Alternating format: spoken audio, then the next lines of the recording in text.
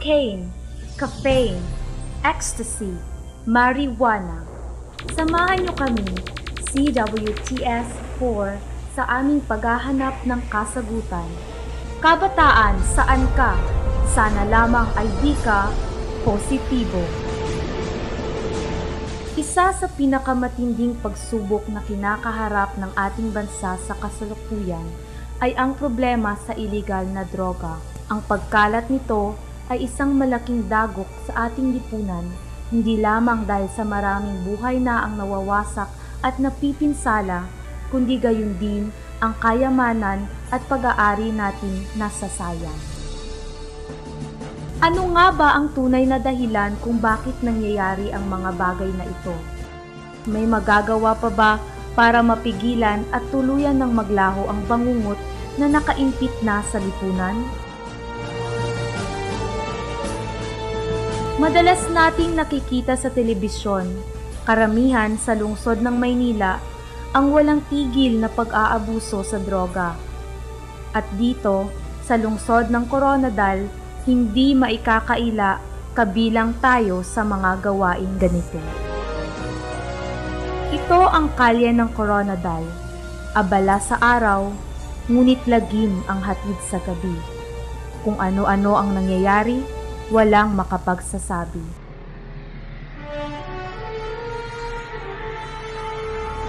Nakasaad sa Republic Act 9165 ang listahan ng mga ipinagbabawal na gamot at mga kauri nito. Narito ang ilan sa pinakamadalas na abusuhing gamot. Marijuana, marijuana resin o marijuana resin oil. MDMA o mas kilala sa tawag na ecstasy. Methamphetamine hydrochloride o mas kilala sa tawag na shabu, ice o meth. Opium, morphina, heroin, at cocaine o cocaine hydrochloride. Karamihan sa mga nalululong sa droga ngayon ay ang mga taong may mga personal na problema, mga produkto ng pamilyang nagkawatak-watak, pagkabigo at iba pa. Akala nila na matatakasan at malilimutan nila ang problema sa pamamagitan ng pagiging high. Ngunit, ang pagiging high ay nakakaragdag lamang sa problema sapagkat may kasabihan na hindi maaayos ang isang mali sa isa pang pagkakamali. Marami pa namang alternatibong paraan upang malimutan ang problema. Maaaring idaan sa pagbabasa, sports, outing at iba pa. Kaugnay dito, narito ang mga nakalap naming impormasyon at opinyon ng mga mahahalagang personalidad sa ating lipunan. Panoorin po natin. Si Pastor Leo Daog-Daog, Station Manager ng RMN Coronadal. Based on media reports, mayara gid man sang mga reported cases of apprehension sang mga na-involved sa droga, pero hindi gid man tuman kalala as far as Coronadal City is concerned. But what is alarming diri sa Coronadal, amo ang mga minor de edad nga na-involved sa paggamit sang rugby. Most of them nga involved sining activity, ginatawag ini sila nga mga street children o ini mga palaboy sa kalsada. I do hope nga ma-address ini nga problema sang aton nga mga government officials. Nakapanayam din namin si Mr. Eduardo Shazon, Governor's Representative ng Provincial Anti-Drug Council. Gusto lang po namin sanang magtanong kung ano po yung situation ng Coronadal ngayon in terms sa drug abuse. Actually, ay hindi man natin masabi na malala yung droga dito sa Coronadal. But because nga we cannot just na pabayaan na, maginto na sa kampanya dahil ang mga kalaban ng mga sindikato ay pumapasok. We are more on prevention than apprehension. Kasi one of the reasons or factors why ang mga kabataan natin ngayon ay nalulong sa masamang bisyo, lalo na sa droga, because ganyan, isa, because of boredom, Opo. At pangalawa, maybe lack of parental guidance. dahil yung mga parents nila ay nagpabaya. So, kaya ganyan na most of them are indulged sa illegal drugs. Sinubukan din namin makapanayam ang isang dating drug addict na hindi nagdalawang isip na magbago. Para na rin sa pangangalaga ng kanyang katauhan, itatago namin siya sa pangalang Borge. Balotong 8 years old pa lang ko, ging pakilala na sang tiyo ko ang sigarilyo, balaging patilaw-tilaw niya lang ko, hambal niya tilaw-tilaw lang anay. Tapos tong 12 anyos ko, kapitbahay ko naman tong naggano sa akon, inom-inom naman daw. Una-una, gamay-gamay lang, hasta nga nang daw na permi-permi na gilbulao. Hasta nga naglabot ko sa 15, umpisa na ko marijuana. Hasta pag-abot ko 20, nakakilala ko sang isa ka mayaman nga manager sa bangko. Siyempre, wala man ko sang kwarta nga pambakal sang drug, so siya nagapinansa man sang shabu-shabu na. At daw kada gabi na lang kami sa tong high permi, pero daw wala gid sang may nabuli kaga.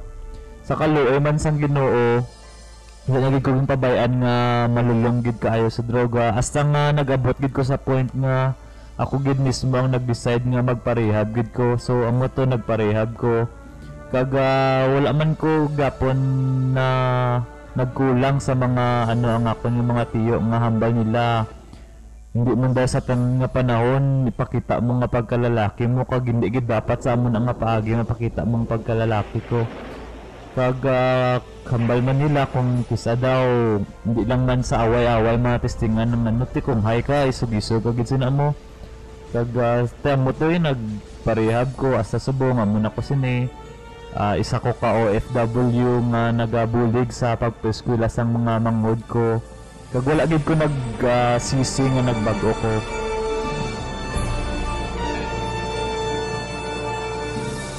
Ang mag-anak bilang batayan ng lipunang Pilipino ang may unang sagutin sa pagtuturo at pagmumulat ng kaisipan ng mga miyembro ng pamilya tungkol sa masamang epekto ng iligal na droga.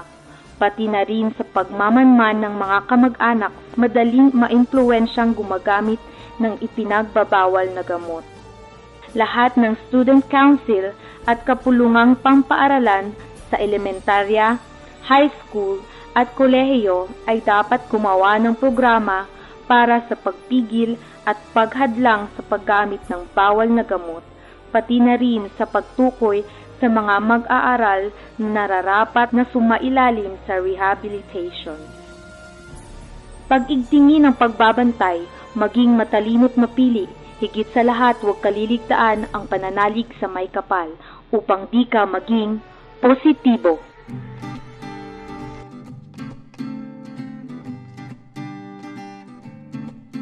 Gusto mong maglaro, gusto mo bang makijam? Nakahanap ka ba ng tamang barkada? At pag may problema ka o nalulumbay, ang kasama mo ba'y kaibigan na tunay? Nandito kami ang barkada mo, di ka ipapahamak o dadalhin sa gulo. Nandito kami ang barkada mo, sa lungkot at saya.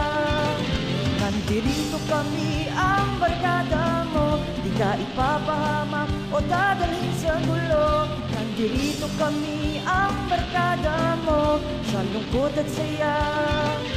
Sama-sama tayo. Barkada kontra droga, the best barkada. Sama-sama tayo.